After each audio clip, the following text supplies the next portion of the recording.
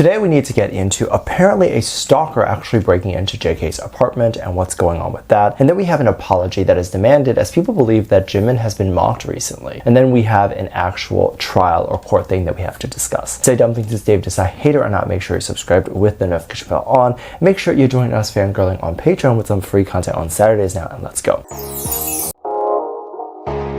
Today we have an interesting update about what's going on with the lawsuit that is happening with the label and of course the Min Hee-jin situation. If you're unaware of what's going on, the label and Min have been both arguing with each other about various different things, and it seems like accusations have been flying about a lot recently. I think Min has sort of become this feminist icon in Korea right now, as a lot of people are voting for her, and of course it makes a lot of sense because in this case she would be the underdog fighting against this huge corporation, which is very interesting because this huge corporation was once considered the underdog. Now it's very interesting as the recent accusations are extremely odd, and a lot of the accusations are revolving around how Min has tried to overtake an entire section of the company that manages New Jeans. The accusations are something like she has tried everything to take over that section and all of those things, and these are the accusations that allegedly the label is making. So there are articles that are saying that the label is accusing her of that, and then she is coming out and saying that it's actually not true. As if you looked into the structure of the label, it's not actually possible for her to even do this. Now this is extremely confusing because I don't know if all the structures are public. They don't specify exactly how the company is structured and why it would be impossible for her to do that. Other accusations have been going around saying how the label is now accusing her of criminal activity, such as something like taking over an entire section of the company.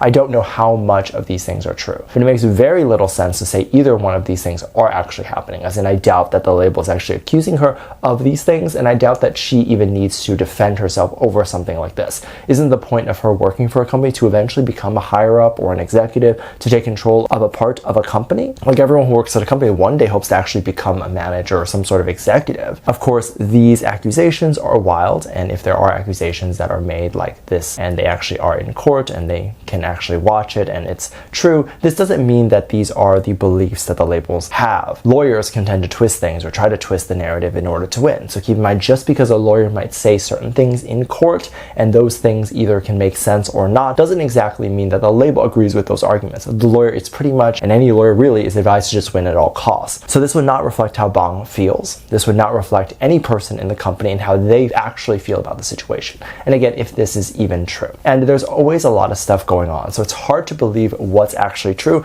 and what isn't. News articles and a lot of different things tend to play this game of telephone with the news. And I've talked about this before, where things get lost in translation. News sites, different news sites have different objectives, and some are definitely more going to be focusing on accurate information and others are not. And then a lot of other sites just don't report on what's happening day to day. And today I saw something very interesting that we definitely have to talk about. There's been a lot of drama recently with Geffen records and Jimin, and there's a lot to talk about there. People are demanding an apology and people are just really upset about this.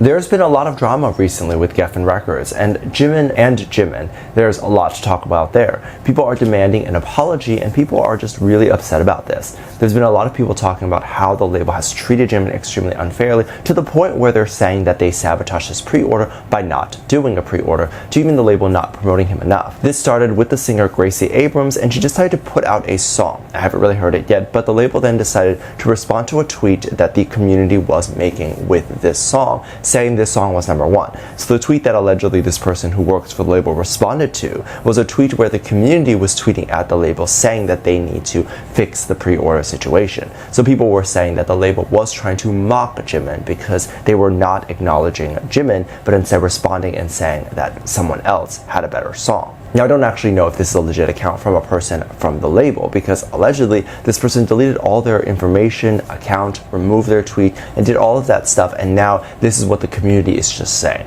However, I don't know if this is true or not, as there is no evidence to really show if this is true. Of course, if this is true, and the person who had made the tweet actually did say this directly to a protest tweet, then they are directly responding to Jimin, and they are essentially saying that Jimin is not as good as Gracie Abrams. Now, Gracie Abrams has followed Jimin on Instagram, I believe. So I would imagine that she would be very unhappy with her name being thrown around within this drama.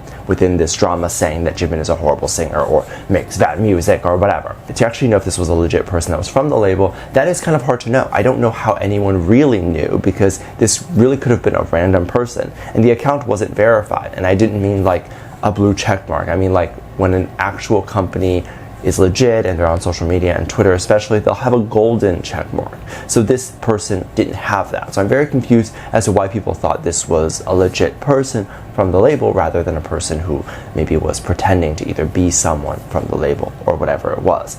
And I'm not saying it's out of the question or out of the realm of possibility, but I doubt someone who is an executive at such a big label, and especially knowing how demanding or angry the community of K-pop could be, would decide to respond in such a way. You can say that the label doesn't like BTS, they're trying to disrespect them, but they have posted about BTS in the past. So I don't think the label in general hates them. To also categorize this argument as the whole label being the problem rather than the one either executive or the one person is being very bad is also very strange to me. Now, I was very surprised as the video right before this one, I talked about how people were scared that JK and his brother were being broken into, like their apartment, and of course it is a concern. This is very scary. JK has a lot of stalkers, so this is definitely something that could be in the realm of possibility.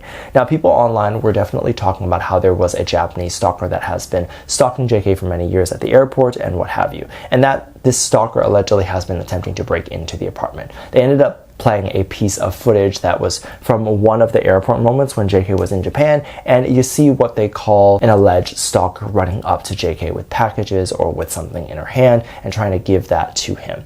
But of course, she is stopped by security. Now, I'm sure there is some evidence, which is why people are saying this, or at least I would like to believe that there is some evidence, but it's not readily available. I also don't know what this alleged Japanese stalker's name is, so it's not like I can just look her up and see what she had been up to. And a lot of times the internet will kind of make up accusations about someone to say that this person running up to him must have been this stalker for years or what have you. But the thought process to me at least seems very black and white. Like a person who lives in Japan might have heard that JK was going to be there and decided to spend a day or two making a gift, buying a gift, whatever it is, and just wanted to give him that gift. Now, does that mean that this person is a stalker? Does that mean that this person is attempting to hurt, kill, or even touch JK? Probably not. The community doesn't have that sort of gray area. It doesn't even give that gray area an opportunity to exist, because is that something that is really bad? Probably not. Is that something that's really great? Probably not either. And is that something that if you do, you're a bad person? Probably not either. So this is what I mean by gray area. Well, obviously someone who stalks and hurts and attacks idols are really bad, and then obviously people who just stay away, don't interact with the boys, and just support from a distance are considered good people. But there's nothing in between. You can't be a good person that like occasionally has screwed up and did something bad. And if you did, then you're a bad person automatically. It doesn't matter all the good things you've done. People are alleging that this alleged Japanese stalker had entered JK and his brother's apartment and are attacking both of them. People are also saying that JK's brother might have had a reaction to this and might not have been happy with the fact that there's a stalker invading their personal space. And of course, I find this extremely interesting because there are a lot of accusations, while very little actual proof of this, and they're submitting this and they're emailing the label, but they're not actually emailing or submitting anything with actual evidence. And you might think that this is like the job of a lawyer to look into this and do all the research, but typically this isn't a department for any company. A lawyer might spend an hour maybe looking into these things, maybe less, and if they really can't find much information, they kind of just move on and deal with all the other stuff they need to deal with, because there just isn't that much like defamation issues for there to be an entire department where that's solely their job. This would have to be implemented within a department that exists already, which means all of the responsibilities they have to do before this, they'd still have to do. And honestly, a lot of things are probably going to be more urgent that would push this out of the front of the line. Let me know what you think. Make sure you check out Patreon for more videos. Link down below. Thanks, just leave a comment right here. Love you, bye.